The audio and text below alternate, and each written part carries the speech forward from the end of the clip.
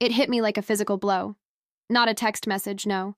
That would have been almost civilized, predictable even. No, for me, it was an email notification.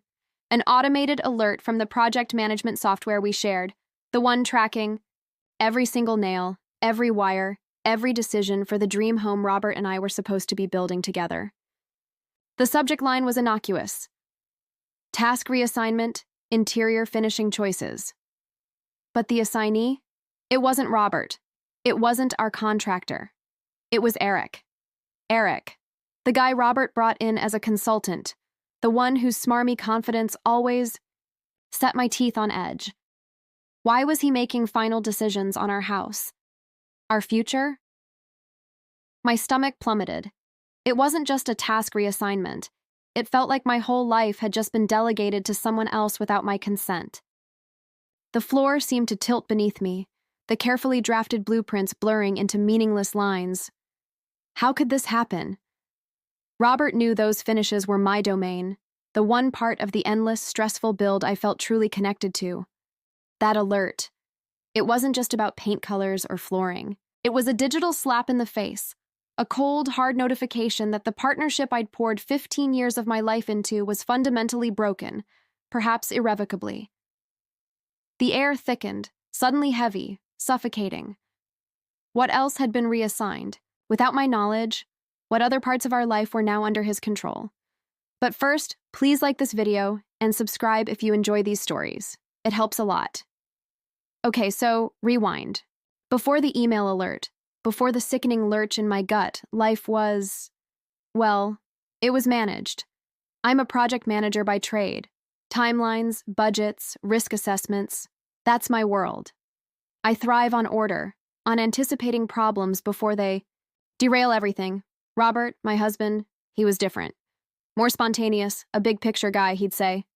He ran a small tech startup, always chasing the next big idea, the next round of funding.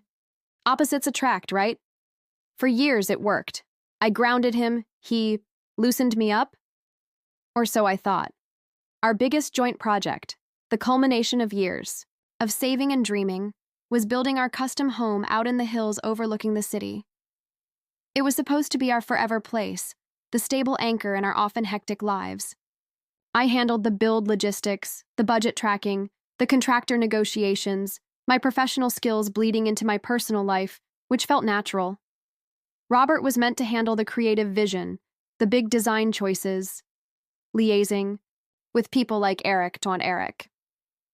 Robert met him at some tech conference months earlier. He was younger, slicker, full of jargon and promises of synergy and disruption. Robert was instantly captivated. He's got incredible insights, Melissa. He can help us think outside the box, not just with the house, but maybe even my business. I remember the first time Eric came over for dinner. He barely made eye contact with me, directing all his conversation, all his dazzling insights towards Robert. He talked over me when I asked about specific material costs, waving away my concerns about the budget with vague talk about long-term value investment. My internal risk assessment alarms were blaring. I tried talking to Robert about it later, expressing my unease. He just seems slippery, Rob. I don't trust his advice. Robert brushed it off. You're just being overly cautious, Mel. You need to learn to embrace a little risk. Eric sees potential we're missing. He accused me of being controlling, of trying to micromanage everything, even his connections. That stung. Was I? Was my need for clarity and planning suffocating him? Doubt began to creep in, a poisonous little weed in the garden of our marriage. Maybe I was too rigid. Maybe I needed to trust Robert's judgment even when it felt fundamentally off. So I backed off. I let Robert have more meetings with Eric, ostensibly about the house design, sometimes about Robert's nebulous business ideas. The meetings ran late. Robert started being vague about where the money for Eric's consulting fees was coming from, muttering about creative financing and investor interest tied to the house project. Red flags, yes. Tiny ones at first, easily explained away individually. A late night here, an unexplained expense there, a dismissive attitude towards my questions. But like pixels forming a disturbing image, they started coalescing. The feeling of being gently, subtly, pushed out of my own life project, grew stronger, even as I tried to suppress it, telling myself I was just stressed, just imagining things, just being the overly controlling project manager Robert accused me of being, until that email alert landed, shattering the carefully constructed denial I'd built around myself. The reassignment wasn't just about tiles and taps. It was about control, about trust, about the horrifying realization that my partner, the man I was building a future with, might be actively constructing a different future entirely, right under my nose, using our shared dream as the foundation. The silence in my office after reading that email felt deafening, amplifying the frantic pounding in my chest. What had I missed? And what, dear God, was I going to do now? My fingers hovered over the keyboard, trembling slightly. Reply? Forward? Delete and pretend I hadn't seen it? The project manager in me screamed for data, for clarification. The wife, the woman who still desperately wanted to believe this was all some colossal misunderstanding, hesitated. What if I confronted Robert and he had a perfectly logical explanation? What if Eric's assignment was temporary, a mistake even? But the cold knot in my stomach tightened, dismissing those hopeful whispers. Robert knew the interior finishes were my specific responsibility, the part I'd researched for months, the part that felt most like me in that house. Delegating that, especially to Eric, without a single word to me, it wasn't an oversight. It felt deliberate, calculated. My breath hitched. I clicked forward, typed Robert's email address with numb fingers, and added a deceptively simple message. Can you explain this? I thought I was handling the interior selections. I stared at the screen, my heart pounding against my ribs like a trapped bird. Sent. The little whoosh sound felt unnaturally loud in the sudden, intense quiet of my home office. Then, the wait began. Minutes stretched into an hour. No reply. I checked my phone. No missed calls. No texts. The silence wasn't just quiet. It was an active avoidance, a gaping hole where communication should have been. Fine. If he wouldn't respond digitally, I'd confront him directly. But the meticulous planner in me, the part of me that Robert often mocked but secretly relied upon, knew better than to go in blind. That email alert was just the tip of the iceberg. What lay beneath? I pulled up the shared project management portal again, my professional instincts kicking in, overriding the emotional turmoil for a moment. Access logs, change history, budget allocations. My mouse clicked rapidly, navigating through layers of data I usually only skimmed, trusting Robert to manage his side. My blood ran cold. It wasn't just the interior finishes. Eric's name was popping up everywhere. Approvals for structural changes I hadn't been consulted on, expensive ones. Notes referencing meetings with suppliers I'd never heard of. And the budget. Oh God, the budget. Large sums, categorized vaguely as consulting fees, strategic development, or synergy facilitation costs, paid out directly to Eric's newly formed LLC. Paid from where? Not the main construction loan account I meticulously managed.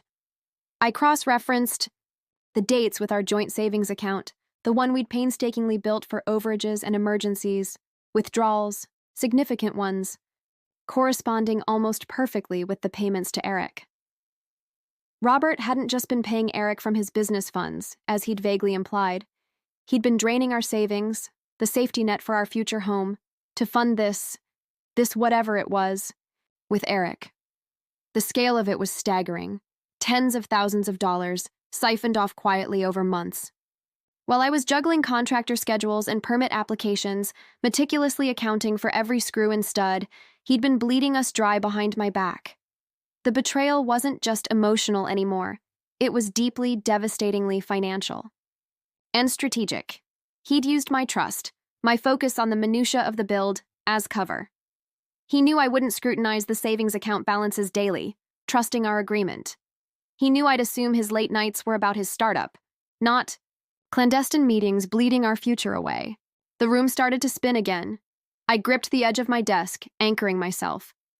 Anger, cold and sharp, began to replace the initial shock and confusion.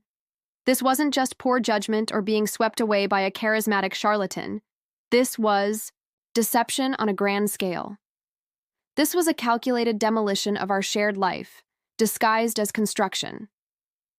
I thought back to all the times Robert had dismissed my concerns about Eric, calling me paranoid, controlling. He hadn't just ignored my intuition. He'd actively gaslighted me, making me doubt my own judgment while he orchestrated this behind the scenes. The sheer audacity of it left me breathless. He'd weaponized my strengths, my planning, my trust, against me. Just then, my phone buzzed. Robert, a text message, not even a call. Hey, sorry, crazy day. Saw your email. Bit of a mix-up with the portal access.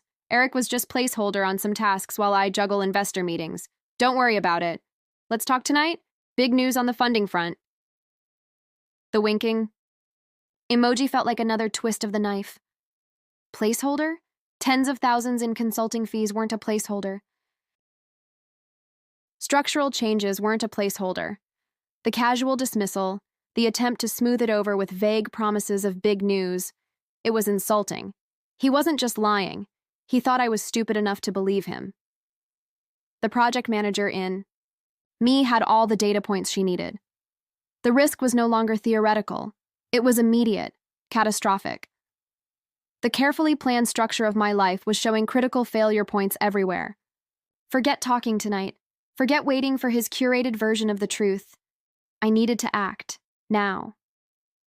I saved copies of the logs, the budget discrepancies, the account statements, documentation, evidence. My mind raced, formulating contingency plans, assessing damage, shifting from wife mode to crisis management mode. The foundations of our house might be compromised, but the foundations of my life? I wouldn't let him demolish those too. The next step wasn't confrontation anymore. It was containment. Containment. The word echoed in my mind, a cold, hard directive, cutting through the fog of hurt. It meant damage control. It meant securing my own position before the entire structure collapsed. My first call wasn't to Robert, or even a divorce lawyer yet. It was to Sarah, my sister. Sarah, the pragmatic accountant, the one person who could look at the numbers, the horrifying, sickening numbers draining from our savings, and see not just betrayal, but a balance sheet that needed immediate intervention. Her sharp intake of breath over the phone was validation enough. Mel, you need to freeze whatever joint assets you can right now, today. Her voice was firm, leaving no room for the residual hesitation still flickering within me. He's compromised your shared finances for this, Eric. Who knows how deep it goes? The house might just be the start. She was right. This wasn't just about shady consulting fees. This was potentially about jeopardizing our entire financial stability, maybe even leveraging the house project itself for Robert's nebulous business schemes with Eric. The big news on the funding front he'd texted about suddenly took on a sinister new meaning. Who's funding? And secured against what? Our nearly built home? Our savings? My future? Armed with Sarah's advice and a surge of adrenaline-fueled resolve, I spent the next hour on the phone with the bank. The process of putting freezes and alerts on joint accounts, explaining the situation in clipped, professional tones I barely recognized as my own, felt surreal. Each security question, each confirmation prompt, was like laying down another sandbag against a rising flood. I discovered Robert had recently applied for an increased line of credit against the house's projected value, an application thankfully still pending, requiring my signature. A signature I now knew I would never provide. He wasn't just draining cash. He was trying to leverage our biggest asset, likely egged on by Eric. The next step felt even colder, documenting everything. I gathered the bank statements, the project management logs I'd saved, emails where I'd questioned Eric's involvement, and Robert had brushed me off. I even found the initial proposal from Eric, filled with grandiose promises and exorbitant fees, that Robert had apparently agreed to without my final sign-off, despite our earlier agreement that all major financial decisions required joint approval. It felt like building a case file, not archiving marital memories. Each piece of evidence was a small betrayal stacking up into an insurmountable mountain of deceit. As I worked, a strange calm settled over me. The project manager was fully in control now, assessing the disaster, formulating mitigation strategies. The grief was still there, a heavy weight in my chest, but it was walled off, contained behind the urgent need to act. Then Robert came home. He breezed in, all false cheer and strained enthusiasm. Mel, you won't believe the day I've had. Huge breakthroughs. Eric is a genius, I'm telling you. He dropped his briefcase, oblivious to the Arctic chill in the room, the stack of papers on my desk. He didn't notice the absence of my usual greeting, the tightness in my jaw. He launched into a rambling monologue about potential investors, leveraging assets, synergistic opportunities, Eric's buzzwords tripping off his tongue. He was so caught up in the performance, he didn't see the storm gathering in my eyes. I let him talk for a few minutes, the disconnect between his fabricated reality and the stark truth on my desk growing wider with every word.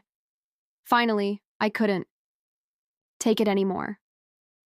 I didn't shout. My voice was unnervingly level. Robert, stop. He faltered, surprised by the interruption, the tone. What? What's wrong? He asked, a flicker of annoyance, not concern in his eyes. I slid the bank statement across the desk, the one showing the most recent large withdrawal matching an Eric Consulting payment date. Explain this, Robert. Explain the $50,000 that went to Eric's company from our savings last month. Explain the line of credit application against the house I knew nothing about. Explain why Eric is making decisions about our home. The color drained from his face. His carefully constructed facade crumbled instantly, replaced by a deer in headlights. Panic. He stammered, trying to regain control. It's complicated, Mel. Seed money. An investment. Eric needed bridging funds, and the return will be huge. It benefits us both. The house, the business. It's all connected. Connected how? Robert? I pressed, keeping my voice steady despite the tremor inside. Connected by you draining our personal savings without my consent? By you trying to leverage our home based on advice from a man I told you I didn't trust? A man who seems to be systematically taking over every aspect of this project, and apparently, our finances? He started pacing, running his hands through his hair, the charming facade replaced by raw desperation. You don't understand the pressure I'm under. Eric has connections, opportunities. This is bigger than just the house. What's bigger than our life savings, Robert? What's bigger than our agreement? Than trust? The question hung in the air, heavy and unanswered. He couldn't meet my eyes. He started deflecting, blaming my lack of vision, my negativity, my controlling nature for forcing him to take executive action. The gaslighting again. But this time, it didn't work. I saw it for the desperate tactic it was. The argument escalated then, the carefully contained emotions breaching the walls. Voices were raised. Accusations flew.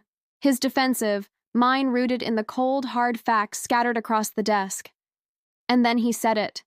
The words that finally shattered any lingering hope. Maybe if you hadn't been so focused on counting pennies and questioning everything, I wouldn't have needed Eric's help. He actually believes in the vision. He wasn't just collaborating with Eric. He was aligned with him, against me. In his mind, I was the obstacle, not the partner. That was the moment. The true climax wasn't a physical action, but that sickening, final realization. The foundation wasn't just cracked, it had disintegrated. There was nothing left to salvage. The project wasn't the house, the project was our marriage, and the final assessment was in total structural failure.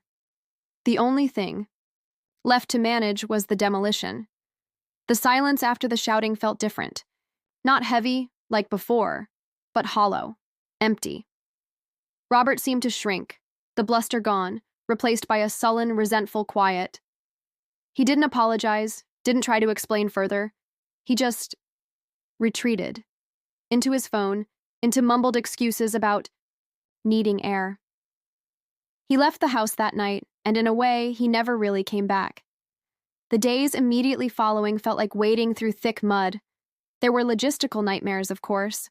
Informing the contractor to halt all work on the house, effective immediately. A conversation that was as awkward as it was necessary.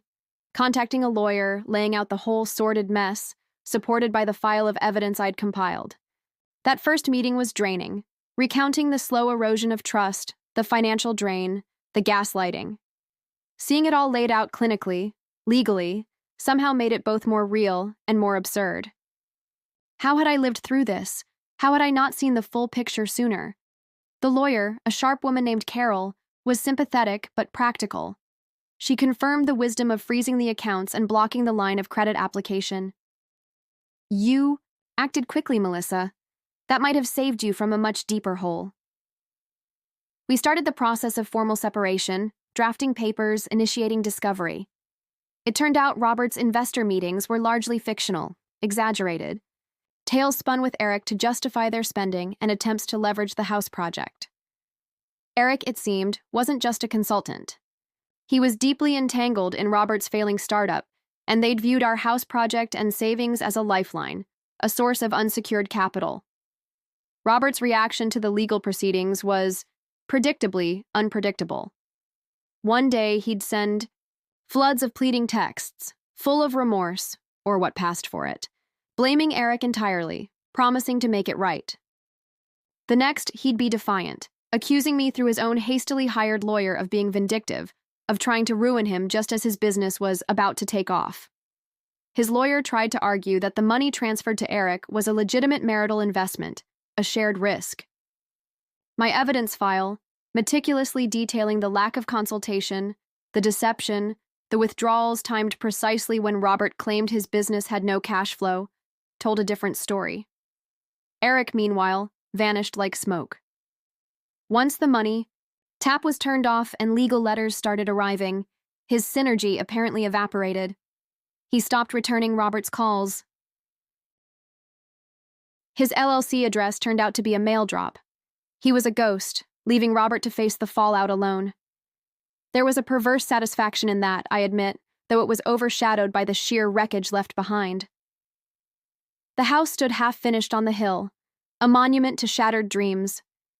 We couldn't afford to finish it separately, and selling it mid-construction, especially with the cloud of financial dispute hanging over it, meant a significant loss. It sat there, wrapped in construction sheeting, like a wound on the landscape, visible from my temporary apartment window on clearer days. A constant, painful reminder. Untangling our finances was complex, messy. Forensic accountants, ironically, people whose meticulousness Robert would have once scoffed at, had to trace the flow of funds, separating legitimate marital spending from Robert's unauthorized siphoning. Every statement reviewed, every transaction questioned, felt like picking through the debris of our life together. During this period, I did a lot of thinking, replaying conversations, reassessing moments I'd previously dismissed. His increasing secrecy about his business finances, veiled as protecting me from stress. His irritation when I asked detailed questions about the house budget. His enthusiastic embrace of Eric, contrasting sharply with his usual skepticism towards outside advice. The signs had been there, scattered like breadcrumbs I'd refused to follow. Why? Was it easier to believe the narrative of the stressed but brilliant husband, the supportive but slightly controlling wife? Did I subconsciously avoid confronting the inconsistencies because the alternative, that my partner was actively deceiving me, was too terrifying to contemplate? Maybe. It's hard to admit how much denial I must have been swimming in. There's a unique kind of pain in realizing your own intuition was screaming warnings you deliberately ignored. The legal process dragged on for months. Mediation attempts failed spectacularly, Robert swinging between contrition and aggression. Eventually, faced with the undeniable evidence of the unauthorized withdrawals and the attempted fraudulent line of credit application, which Carol made clear could have legal consequences beyond the divorce court, he agreed to a settlement. It wasn't perfect. I had to concede more than felt fair regarding some shared assets to finalize the divorce and retain undisputed control over my own retirement accounts and future income, untangling myself from his financial mess completely. The house was eventually sold at a loss, the proceeds barely covering the outstanding loans and liens, including remnants of Robert's dealings. There was no profit, no dream realized. Just closure, written in legal documents and finalized bank transfers. Today, things are quieter, stabilized. I'm still in the apartment, smaller than I'd planned, but it's mine. The view doesn't include the half-built house anymore. A new development mercifully blocks the line of sight. Robert, last I heard, was struggling, his startup having predictably imploded without the infusion of our cash. Eric is long gone. The demolition is complete, not just of the marriage, but of the illusion I lived under for years. Rebuilding is slower, more deliberate, less blueprint, more feeling my way forward. But the foundation, this time, feels solid. It's built on reality, not wishful thinking. It's strange looking back now. It feels like a lifetime ago. That version of me meticulously planning every detail of a house that would never be hers. Meticulously managing a budget while her partner was secretly drilling holes in the bottom of the bucket. That Melissa seems almost naive now, blinded by the sheer force of the shared dream, the momentum of 15 years together. Did I love Robert? Yes, profoundly. But I think, somewhere along the way, I started managing the idea of our marriage, rather than engaging with the reality of the man beside me. I saw the spreadsheets, the timelines, the deliverables, but I missed the subtle deviations in the human element, the most critical component of any joint project. The irony isn't lost on me. My greatest professional strength, meticulous planning, and risk assessment became my greatest personal vulnerability. I focused so intently on the what, the house, the schedule, the budget, that I failed to adequately scrutinize the who. Who was Robert becoming? Who was this Eric person he placed so much faith in? And crucially, who was I becoming in that dynamic? Someone who prioritized process over intuition. Someone who accepted flimsy excuses because challenging them felt too disruptive, too confrontational, too controlling. That accusation, Robert's go-to defense whenever I questioned him, burrowed deeper than I realized. It made me second-guess my instincts. Instincts honed by years of sniffing out potential problems in complex projects. I let his insecurity about my competence make me doubt myself. A classic, insidious form of manipulation I can only recognize. Clearly in hindsight. The biggest lesson? Blind trust isn't a virtue, it's a liability. Trust needs to be earned, continuously and verified, especially when significant shared assets and futures are involved. Financial transparency isn't about suspicion, it's about partnership, mutual respect, shared goals.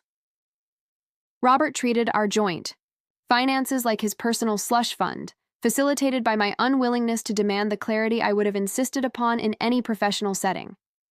Why the double standard? Because it was personal? Because challenging him felt like a betrayal of the unspoken marital contract? That thinking was flawed.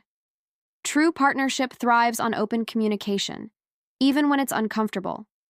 Especially when it's uncomfortable. Ignoring red flags doesn't make them go away. It just gives them time to multiply and fester, potentially leading to catastrophic failure, as it did for us. Another thing I've learned is the immense power of preparedness, even in the face of the unexpected. While I didn't have a formal contingency plan like the woman in that story I heard about, my instinct to document, to gather evidence the moment that first email alert sounded wrong, was crucial. Acting quickly, contacting my sister, freezing. Assets. Those actions, driven by years of professional discipline, created a firewall that prevented utter financial ruin. It gave me leverage, options, and a measure of control in a situation designed to strip me of it. It showed me that even when blindsided emotionally, my core skills, my inherent nature, could still function, could still protect me. That realization was incredibly empowering amidst the wreckage. There's also the stark difference between a curated image and reality. Robert and Eric were selling a vision of groundbreaking business, of synergistic success, of a dream house built on clever financing. It was all vaporware, smoke, and mirrors designed to extract real resources. My savings, our shared equity, my trust. Robert got so caught up in the pitch, I think he started believing his own hype, making it easier to justify the unjustifiable. It's a cautionary tale about chasing illusions, about the allure of quick fixes and flashy promises over the hard, unglamorous work of building something real, whether it's a house or a relationship. Resilience, I've discovered, isn't about bouncing back to who you were before. It's about integrating the experience, the pain, the lessons, and becoming someone new. Someone stronger, perhaps, but definitely someone warier. Someone who listens more closely to that quiet inner voice The one that whispers, "Something's not right," even when everything on the surface looks perfectly planned. The scars are there, the financial hit took time to recover from, and the emotional toll is an ongoing process. But they're scars, not open wounds. They remind me of what I survived, and of the importance of building my own future on a foundation. I lay myself beam by beam, decision by decision, with transparency and unwavering attention to the core structural integrity. I don't know if I'll ever build another house, but I'm slowly, carefully, constructing a life I can trust, a life where the only synergy that matters is the alignment between my actions and my values. It's a simpler design, perhaps, but infinitely more sound. So that's my story. A project. Gone wrong in more ways than one. It makes me wonder, what would you have done in my situation? When did you realize things were truly past the point of no return? Let me know your thoughts in the comments below. I genuinely read them and learned from your perspectives. And if you want to hear more stories like this, reflections on navigating life's unexpected demolitions and reconstructions, don't forget to like, subscribe, and hit that notification bell so you don't miss out. Thanks for listening.